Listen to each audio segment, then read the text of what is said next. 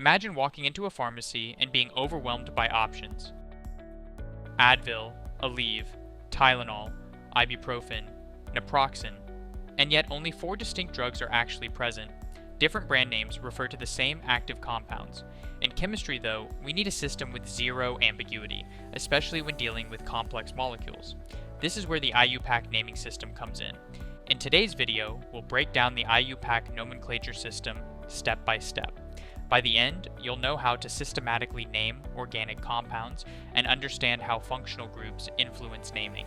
So why is the IUPAC system important? Especially on tests like the MCAT, knowing this system is crucial. You might be given the IUPAC name of a compound and asked to identify the structure, or vice versa.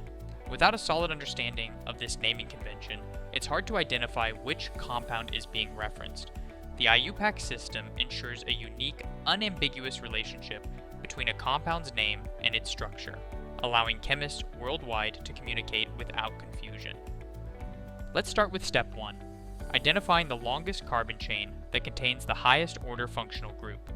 This chain will serve as the parent chain, and the number of carbons will determine the base name.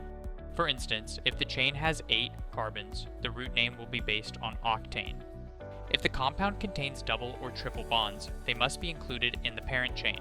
If you find multiple chains of equal length, choose the one with more substituents. Step 2 is all about numbering the chain. Start from the end closest to the highest priority functional group, ensuring that the group gets the lowest possible number.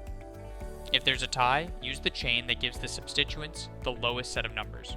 Remember, more oxidized carbons, those with more bonds to heteroatoms like oxygen or nitrogen, take precedence over others. Next up, substituents. These are the groups attached to the parent chain, but not part of it. Their names are based on alkane names, but use the suffix -yl. For instance, a methyl group is CH3, while a 3-carbon substituent is called propyl. Some complex groups have specific names, like isopropyl or T-butyl. If the same substituent appears more than once, use prefixes like dia, tri, or tetra to indicate the number of times it appears. Now, assign a number to each substituent according to the carbon it's attached to on the parent chain. This ensures the exact location of each substituent is clear. When multiple substituents are attached to the same carbon, indicate this with prefixes like dimethyl for 2 methyl groups on the same carbon. Finally, let's put it all together. List the substituents in alphabetical order, each with its position number. For example, 3-ethyl-2-methylhexane tells us that we have an ethyl group on carbon 3 and a methyl group on carbon 2 of a 6-carbon parent chain.